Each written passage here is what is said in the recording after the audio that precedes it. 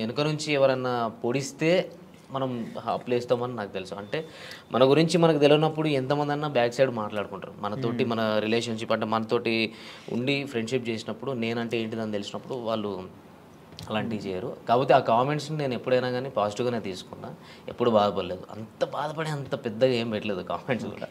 Light బాగా బాధపడిన క్షణం బాగా బాధపడిన క్షణం అంటే మనిషి జీవితంలో హ్యాపీ ఉంటుంది, అట్లా సాడ్ కూడా ఉంటుంది. చాలాసార్లు జరుగుతుంది, కానీ మన మైండ్లో ఒకటి రిజిస్టర్ అయిపోయి ఉంటుంది కదా. అంటే నేను లైఫ్లో ఒకటి మనం ఎప్పుడైనా కానీ ఒకటి అనుకుంటాం, ఇట్లా ఉండాలి, ఒక ఫ్యామిలీతో ఉండాలి, ఇది ఇది అని నేను ఒక పెద్ద కోట కట్టుకున్న తర్వాత ఒకటేసారి కూలిపోయింది.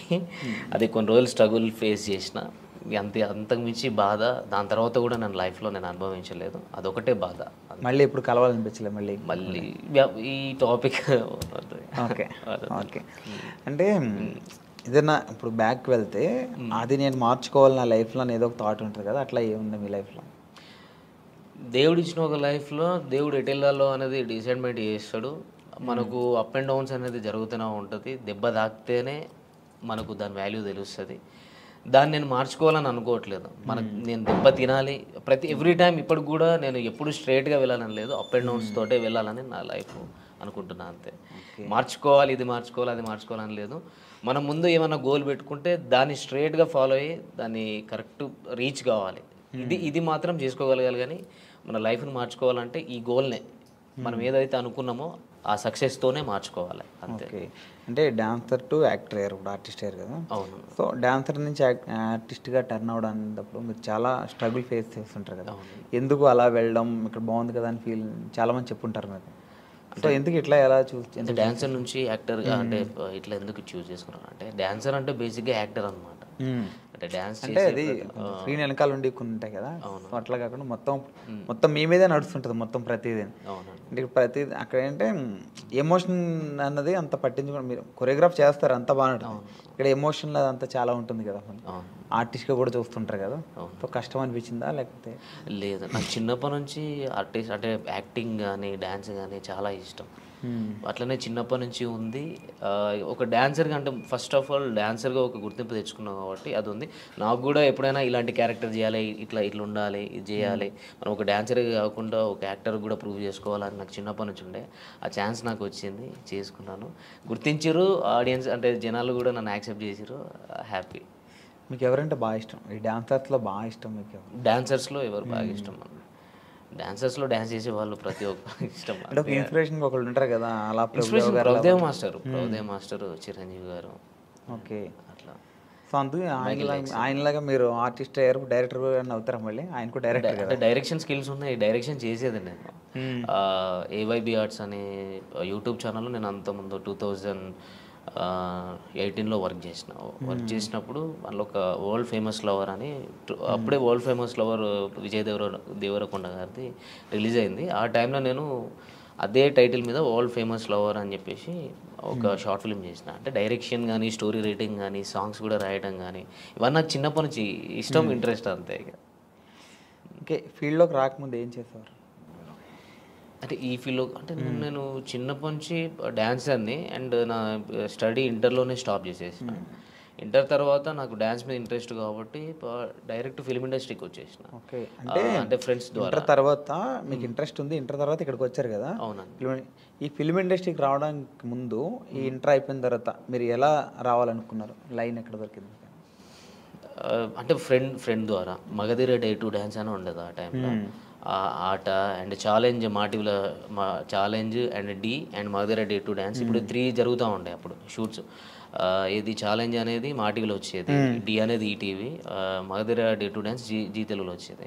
మా ఫ్రెండ్ వచ్చేసి రెగ్యులర్గా చేసేవాడు అందులో. నన్ను మా ఫ్రెండ్ ఏం చేసిండు, సాగర్ ఆయన పేరు, ఆయన తీసుకెళ్ళాను అనమాట. నువ్వు డ్యాన్స్ బాగా చేస్తున్నావు కదరా, నువ్వు కూడా సైడ్ డాన్సర్గా చేసేవరా కంటెస్టెంట్స్ తోటి అని చెప్పేసి తీసుకొని వచ్చిండు. నందు మాస్టర్తో చేసినాం. దాని నుంచి మెల్లగా శోభన్ మాస్టర్ అని చెప్పేసి హైదరాబాద్లో ఉండదు తెలుసుంటు గారు, ఆయన రాకేష్ మాస్టర్ని పరిచయం చేయించిండు. మన రాకేష్ మాస్టర్ ఉన్నారు కదా, ఆయనను పరిచయం చేయించి ఇట్లా స్టూడెంట్స్ ఉన్నారు మాస్టర్, మీ దగ్గర పెట్టుకోండి, ఈవెంట్స్ కానీ ఏమైనా ఉన్న వాళ్ళన్నీ చేస్తారు అని చెప్పనంటే, వాళ్ళ తరపు నుంచి మేము బోరబండలో ఉండే అప్పుడు రాకేష్ మాస్టర్ గారు. అప్పుడు అక్కడికి వెళ్ళి అట్లా స్టార్ట్ అయింది. అక్కడ నుంచే మాస్టర్ అంటే చాలా మాస్టర్ దగ్గరనే నేర్చుకున్నాను. నాకు ఒక డాన్సర్గా నేను డ్యాన్స్ చేయగలుగుతాను కానీ ఎక్స్ప్రెషన్స్ అవన్నీ నాకు తెలిసి ఉండేవి కాదు. 2008, 2009లో నేను ఇక్కడ ఇంద్రలోక్ కాంప్లెక్స్లో ఉండేది. అప్పుడు బోరమండ నుంచి ఇక్కడికి ఇంద్రలోక్ కాంప్లెక్స్కి వచ్చినాం అనమాట, ఇంద్రానగర్ దగ్గరికి. అక్కడ ఇన్స్టిట్యూట్ మాస్టర్ ఓపెన్ చేసిరు. అక్కడ ఒక 1 year వర్క్ చేసినాం కావచ్చు. ఆ టైంలో నాకు డ్యాన్స్ తప్ప ఏం తెలిసేది కాదు.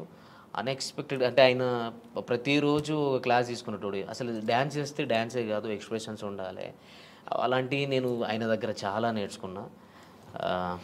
ఇప్పుడు మన మధ్యలో లేరు కాబట్టి. అండ్ ఆయన తరపు నుంచే నేను యాక్టింగ్ అనేది కొంచెం నేను చూస్ చేసుకున్నా. ఇట్లా ఉంటుంది, ఇది ఉంటుందని ఒక డాన్సర్గా నేను తెలుసుకున్నది ఆయన దగ్గరనే, రాకేష్ మాస్టర్ దగ్గరనే. అంటే కొరియోగ్రాఫర్గా సినిమాల్లోకి వెళ్ళకుండా మళ్ళీ ఆర్టిస్ట్గా టర్న్ అయ్యారు కదా మళ్ళీ. అంటే ఆ టైంలో 2009లో Gemini TV 31st night event చేసినాం. నాకు ఒక 10 days బాగా స్ట్రగుల్, అంటే ఎక్కువ స్టేన్ అయిపోయింది, ఫీవర్ వచ్చేసింది. ఇక్కడ నుంచి సిక్ అయిపోయి ఇంటికి వెళ్ళిపోయినా. ఇంటికి వెళ్ళిన తర్వాత ఇంట్లో వాళ్ళు పంపించలేదు. అప్పటికి ఆ లోపు ఒకవేళ 2009లో ఉండేది ఉంటే నాకు సైడ్ డాన్సర్ కార్డ్ తీసుకున్నట్టు. అప్పుడు షారోన్ అన్న ప్రెసిడెంట్గా ఉండే. ఆ టైంలో నీకు ఇప్పిస్తా అంటే పాల్ మాస్టర్ని చాలామంది వచ్చేవారు అప్పుడు రాకేష్ మాస్టర్ దగ్గరికి. నేను ఎక్స్పెక్ట్ చేయలేదు, కానీ ఇంట్లో వాళ్ళు కొంచెం స్టాప్ చేసారు, నీకు హెల్త్ పరంగా బాగాలేదు అనేసరికి అక్కడనే ఉండిపోయి ఇన్స్టిట్యూట్ పెట్టుకోవడం జరిగింది. ఇన్స్టిట్యూట్ పెట్టుకొని మెల్లగా అట్లా అయిపోయింది. అట్లనే డాన్సర్గా ఉండి ఒక ఆర్టిస్ట్గా ఈ యూట్యూబ్లోకి నేను అన్ఎక్స్పెక్టెడ్గా వచ్చిన. నాకు అంటే డైరెక్ట్ మూవీస్లోకి వెళ్ళాలి అన్నట్టు ఉండేది. అంటే నాకు డైరెక్ట్ టచ్ అక్కడికి వెళ్ళిపోయినా. రాకేష్ మాస్టర్ తరపు నుంచి నేను ఏదో మూవీస్లోకి వెళ్ళాలి, మూవీస్లో కొరియోగ్రాఫర్ కావాలి, డాన్సర్ కావాలి అనే థాట్ నుంచి కొన్ని మధ్యలో డిస్టర్బెన్స్ల వల్ల స్టాప్ అయిపోయి అక్కడనే మా ఊరు గోదావరి కానీ అక్కడనే స్టాప్ అయిపోయినా. అక్కడ స్టాప్ అయిపోయి అన్ఎక్స్పెక్టెడ్గా ఒక సిచ్యువేషన్ జరిగింది. అటు నుంచి ఇళ్ళకు రావడం జరిగింది. యూట్యూబ్లోకి రావడానికి మీకు ఎవరు హెల్ప్ చేశారు? అంటే ఎవరు చెప్పారు ఇట్లా యూట్యూబ్లో చేద్దాం మనం అని చెప్పి? యూట్యూబ్లోకి మా ఫ్రెండ్ ఉండేటోడు, చరణ్ అని. వాడు మూవీస్ చిన్న చిన్న మూవీస్ చేసిండు, అవి ఇంకా రిలీజ్ కాలేదు, నార్మల్ తక్కువ బడ్జెట్. వాడు ఎప్పటికీ యూట్యూబ్ మీద కాన్సన్ట్రేషన్ ఉండేది. అసలు నాకు యూట్యూబ్ మీద అంత ఐడియా లేకుండే. వాడు ఎక్కువ యూట్యూబ్లో ఇది ఉంటుంది అది ఉంటుంది అని కవర్ సాంగ్స్ నాతో చేయించుకున్నాను. అంటే నా మైండ్ అప్పుడు నేను కొంచెం స్ట్రగుల్లో ఉండే, మైండ్ అంటే బాగా డిప్రెషన్లోకి వెళ్ళిపోయి ఉండే. వాడు దాంట్లో నుంచి బయటపెట్టడం కోసం వాడు యూట్యూబ్ అనే ఛానల్ని ఇంట్రడ్యూస్ చేసింది నాకు. కవర్ సాంగ్స్ చేద్దాం రాదని అన్నప్పుడు చేస్తే అందులోకి వెళ్ళి తీసుకొచ్చి ఇక్కడ హైదరాబాద్లో బోరబండాల మన అత్తాపూర్ దగ్గర శ్రవంత్ బంటి సార్ అని ఉంటారు, శ్రవంత్ బంటి. వాళ్ళది ఏవైబీ ఆర్ట్స్ అనే ఛానల్. అంటే నేను డిప్రెషన్లో నుంచి బయటికి రావడం కోసం వాడు ఏం చేసినట్టే ఆ ఛానల్ తీసుకెళ్ళి చేపించిండు అన్నట్టు, చేర్పించిండు. అక్కడ వాడు వదిలేసి వెళ్ళిపోయాడు. అరే చేసుకో, ఎందుకనంటే వాడు నా గురించి ఏం చూసినాడంటే నీకు టాలెంట్ ఉంది, నువ్వు అంత ఇక్కడనే అయిపోవద్దు, నువ్వు ఇక్కడనే ఉంటే చచ్చిపోతావు కావచ్చు అనే రేంజ్లో అంత పిచ్చిగా ఉండటం. వీడు మారిపోవాలంటే వీనికి ఏదో ఒక పని ఉంటే వీడు మారిపోతాడు అన్నట్టు తీసుకుపోయి నన్ను అక్కడ వేసిండు. అక్కడ నాకు డ్యాన్స్ నేర్పిమని సార్ చెప్పారు. ఆర్టిస్టులు వస్తూ ఉంటారు, వాళ్ళకి డ్యాన్స్ చెప్పండి మీరు అని చెప్పి అన్నారు. మంత్లీ ఇంత మీకు పేమెంట్ ఇస్తా అది ఇది అని చెప్పానంటే అది యాక్సెప్ట్ చేసిన. తర్వాత నీ లోపల యాక్టింగ్ స్కిల్స్ ఉన్నాయి టోనీ, నువ్వు కూడా షార్ట్ ఫిల్మ్స్ చేసుకోవచ్చు, వెబ్ సిరీస్ చేద్దాం అని అంటే అన్ఎక్స్పెక్టెడ్ సరే ఓకే అన్న ట్రై చేసిన. అంటే నాకు యాక్టింగ్ చేయాలని చాలా ఇంట్రెస్ట్ ఉండే ఆ టైంలో. అనుకోకుండా చేసేసిన. టోనీ నువ్వు డాన్సరే కాదు, నువ్వు యాక్టర్ కూడా, నువ్వు అయితే ఏదో ఒక రోజు మంచిగా ఉంటుంది అది అని చెప్పని అన్నారు. మళ్ళీ అన్ఎక్స్పెక్టెడ్ అంటే ఇది మూవీ వర్షన్ నుంచి యూట్యూబ్ నుంచి ఫోక్ ఇండస్ట్రీకి ఇక రఘుజాన్ అన్న ఫ్రెండ్, వాడు కొరియోగ్రాఫర్. వాడు అన్ఎక్స్పెక్టెడ్గా నువ్వు వచ్చి సాంగ్ చేయాలని చెప్పని అన్నాడు. చలో చలో కమలమ్మ సాంగ్ చేశాను. అప్పుడు కూడా నాకు ఇంట్రెస్ట్ లేదు, అన్ఎక్స్పెక్టెడ్ చేసిన, అది సక్సెస్ అయింది. వెంటనే అదే ప్రొడ్యూసర్ నాకు కాల్ చేయడం జరిగింది. చాలామంది నంబర్స్ తీసుకొని ఇట్లా టోనీ బాగా చేస్తున్నాడు ఫోక్ ఇండస్ట్రీలో, ఆయన చేసిన సాంగ్ ఫస్ట్ సాంగ్ బాగుంది అన్నట్టు అట్లా మెల్లమెల్లగా నాకు ఛాన్సెస్ వచ్చినాయి అన్న. అట్లా వచ్చింది యూట్యూబ్లో. ఇప్పుడు మీ real name Vinayakanth. Okay, Vinayakanth నుంచి టోనీకి ఎట్లా మారారు? అంటే నా చిన్నప్పటి నుంచి పేరు టోనీ. ఇంటి పక్కల స్కూల్లో కూడా టోనీ అని పిలుస్తారు. ఓన్లీ సర్టిఫికేట్ మీద మాత్రమే వినయకాంత్ అని ఉంటుంది. Original Tony. అయితే కిక్ అని ఎట్లా వచ్చిందంటే నేను రవితేజ ఫ్యాన్ అనమాట. రవితేజ అన్న ఫ్యాన్ని. అట్లా కిక్ మూవీ వచ్చినప్పుడు టోనీకి పక్కకు కిక్ యాడ్ చేసుకున్నాను. అప్పుడు ఎప్పుడో చిన్నప్పటి నుంచి టోనీ కిక్ అని Facebook ID first time create చేసినప్పుడు కూడా టోనీ కిక్ అని ఉండేది. అట్లనే నాకు కంటిన్యూ అయిపోయింది. అందరూ టోనీ కిక్ అనడం. ఆయనతో ఏదో ఒక సాంగ్ కొరియోగ్రఫీ చేస్తారనుకుంటే ఇప్పుడు ఆర్టిస్ట్గా అయ్యారు అంటే ఆయన పక్కనే ఆఫర్ వస్తే ఎట్లా ఫీల్ అవుతారు? ఇప్పుడు రవితేజ గారి పక్కన చెప్పలేము. మనకు అంత అభిమానిస్తున్నామంటే వాళ్ళ పక్కకు మనకు ఒక ఛాన్స్ వచ్చిందంటే ఇక లైఫ్ లాంగ్ మర్చిపోలేము అంతే. ఇక అది గుర్తుండిపోతుంది. నాకు అదృష్టం అనుకోవాలి. ఆ అదృష్టం ఉంటే నిజంగా చాలా అంటే కలవడం, ఫోటో దిగడం ఇది కాదు మెయిన్. ఒక్క సినిమాలో సరే కొరియోగ్రఫీగా అన్న, ఒక సైడ్ డ్యాన్స్గా అన్న అట్లా చేసిన అంటే పక్కకు ఒక చిన్న క్యారెక్టర్ ఇట్లా వచ్చి వెళ్ళిపోయినా ఒక సీన్లో కనిపిస్తే చాలు. అట్లా నేను చాలా హ్యాపీ. 2 ఆప్షన్లు ఏంటంటే ఆయన పక్కన ఆర్టిస్ట్గా చేస్తావా, డాన్సర్గా అదే డాన్స్ మాస్టర్గా చేస్తావా అంటే ఏం తీసుకుంటారు రెండిట్లో? ఆర్టిస్ట్గా చేస్తాను. ఆయనతో వర్క్ చేయడం ఇష్టం. డాన్సర్గా అంటే ఇట్లా చేసి వెళ్ళిపోతారు. అదే మూవీ ప్రాజెక్ట్ ఏదైనా ఉంటే మనం మూవీ కంప్లీట్ అయ్యేదాకా ఉంటాం. అది లైఫ్ లాంగ్ నేను పోయేదాకా ఉంటుంది. ఓకే, అంతకు మించి ఏం లేదు కదా. మనం ఇష్టపడే పర్సన్స్ వాళ్ళ పక్కకే మనం యాక్టింగ్ చేస్తున్నామంటే అది చెప్పుకోలేము. అది అందుకు రవితేజ గారి ఇష్టంతో కిక్ అని అట్లా అయిపోయింది. టోనీ కిక్ అయిపోయింది. బాగా హ్యాపీ మూమెంట్ ఏంటి బ్రో మీ లైఫ్లో? బాగా అంటే ఇప్పటివరకు బాగా హ్యాపీగా ఫీల్ అయింది అంటే చాలా మూమెంట్స్ వచ్చి ఉంటాయి, చాలా మూమెంట్స్ ఉన్నాయి. కానీ ఒక బిగ్ ఇప్పుడు సినిమా ఓకే ఏంది అంటున్నారు ఇలా ఈ టైప్లో ఇది చాలా హ్యాపీ మూమెంట్. అంటే నేనైతే ఈ మూవీ అయితే చాలా హ్యాపీ మూమెంట్ అన్న. నేను ఎక్స్పెక్ట్ చేయలేదు. అంటే నేను ఎప్పుడూ అనుకుంటాను ఒక డాన్సర్గా, ఒక ఆర్టిస్ట్గానే ఉంటా, అంటే ఒక యూట్యూబ్లోనే ఉండిపోతా కావచ్చు. ఎందుకంటే మనకు ఒక హైట్ లేదు, మనకు అంత గ్లామర్ లేదు, హీరో అంత లేదు అంటే నేను అనుకుంటా. నేను ఎక్స్పెక్ట్ అంటే నా ఫీల్ అవుతూ ఉంటా, అంటే కొంచెం ఇంకొక 2 ఇంచులు 3 ఇంచులు హైట్ ఇచ్చినా అయిపోరా, కొంచెం గ్లామర్ ఇచ్చినా అయిపో అన్నట్టు మనం ఫీల్ అవుతూ ఉంటాం. అంటే నేను ఫీల్ అవుతూ ఉంటాను. కానీ సడన్గా నువ్వే హీరో, నీతోనే ప్రాజెక్ట్ చేస్తున్నాం, ఇన్ని కోట్లు పెట్టి చేస్తున్నాం అని అన్న తర్వాత అది హ్యాపీనెస్గా చెప్పలేంది. నేను ఆ రోజు మాత్రం అగ్రిమెంట్ అయిపోయి అన్నీ కంప్లీట్ అయిపోయినాయి అన్న రోజు నేను ఎక్స్పెక్ట్ చేయలేదు. అసలు ఒక డైనమాలో ఉన్నా. కానీ అందరికీ ఇంటికి ఫోన్ చేసిన, అమ్మా నీ కొడుకు హీరో అయింది అమ్మా, ఇది పరిస్థితి, ఇన్ని కోట్లు పెట్టి చేస్తున్నారు, నీ కొడుకు మీద ఎంత నమ్మకం పెట్టుకున్నారు, ఇది ఇన్ని రోజులు కష్టపడ్డదానికి నేను ఎక్స్పెక్ట్ చేయలేని ఫలితం అనేది వచ్చింది. అంటే నేను ఎన్నో స్ట్రగుల్స్ నుంచి వచ్చిన నాది మామూలుగా తప్పేను. ఎన్నో బాధల నుంచి అసలు నేను అసలు ఏ దారి ఎటు నుంచి దేవుడు ఎటు తీసుకెళ్తాడో కూడా ఎక్స్పెక్ట్ చేయలేదు. అసలు ఈ 5 years ఎట్లా గడిచింది అనేది కూడా నాకు ఐడియా లేదన్న. అట్లా వెళ్ళిపోయింది అంతే. కానీ సంతోషంగా అంటే చాలా హ్యాపీగా ఫీల్ అవుతున్నాను. నా డ్రీమ్ డ్రీమ్లో చెప్పుకున్నా. డ్రీమ్ ఐటెంలో చెప్తాను. ఓకే ఓకే, ఇంకా ఫ్యూచర్ ప్రాజెక్ట్, ఇంకా ఫ్యూచర్ మీ గోల్స్? మూవీ ఓకే అయింది అంటే ఎప్పటి నుంచో అనుకుంటున్నారు కదా సినిమా. మీ ఫ్యాన్స్ని కూడా చాలా మందిని తొందరలో సినిమా సినిమా తీస్తాను అని చాలా రోజుల నుంచి అన్నాను. కానీ కన్ఫామ్గా మీకు ఈ 2 monthsలో, ఈ వచ్చే 2 monthsలో అప్డేట్ ఇస్తారు. ఎందుకంటే గ్రౌండ్ వర్క్ నడుస్తుంది, వర్క్షాప్ నడుస్తుంది. అంతా అయిపోయిన తర్వాత అఫీషియల్గా మీ ముందుకి వస్తాం.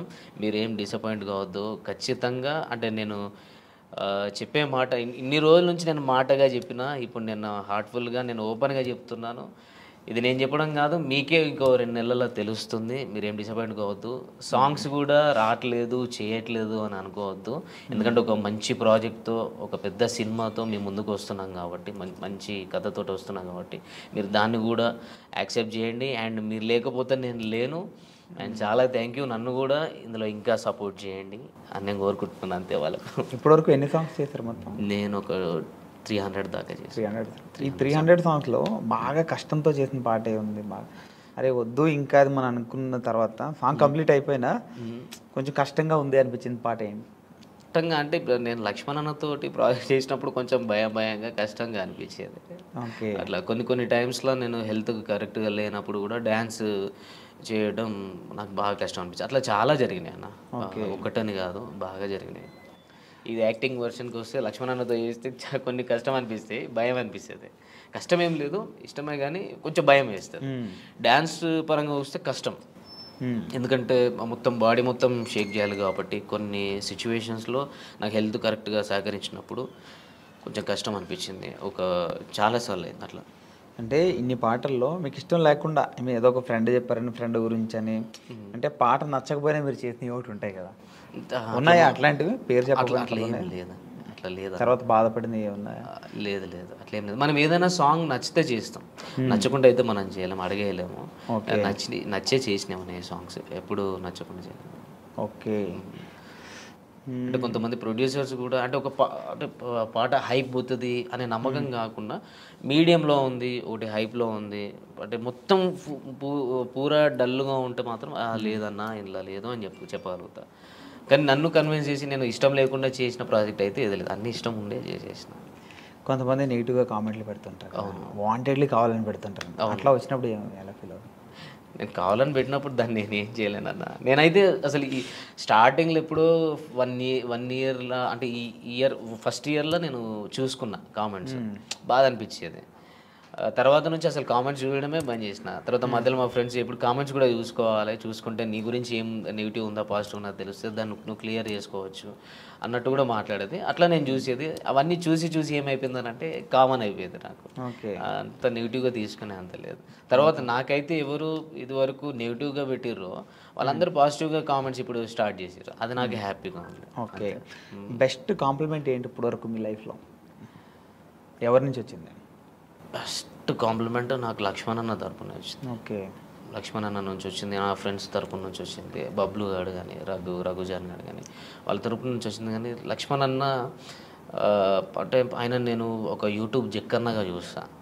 అంటే ఆయననే అంటే నాకేం పూర్తిగా తెలియదు కదా, నాకు యాక్టింగ్ స్కిల్స్ ఉన్నాయి అంటే నేను చేయగలుగుతా అని ఆ నమ్మకం పెట్టుకొని ఆయన ఇట్లా చేయాలి అట్లా చేయాలి అని చెప్పని అన్నాడు. అయినా ఒక మంచి కాంప్లిమెంట్ అన్న. ఒక టైంలో దీన్ని ఒకసారి అన్నాడు, నేను చనిపోయేంత లోపల నిన్ను హీరోగా చేసి నేను పోతాను, అంత మంచి యాక్టర్. అంటే ఇది నాకన్నా ముందు పర్సనల్గా బబ్లుతో షేర్ చేసుకున్నాడు. నువ్వునన్నా ఇంత మంచి యాక్టర్, ఆయనను ఖచ్చితంగా చనిపోయే అంటే నేను చచ్చేంత వరకు అంటే చచ్చేంత లోపల ఆయన హీరోని చేసి ఉంటానా, నిల్చోబెడతా అలాంటి అంత మించి ఇంకేం లేదన్న నాకు. ఆయన అట్లా అన్నాడు అంటే ఆయన నాకు యూట్యూబ్లో ఆయన నాకు చాలా పెద్ద ఒక మంచి గొప్ప వ్యక్తిలకే కనిపిస్తాడు.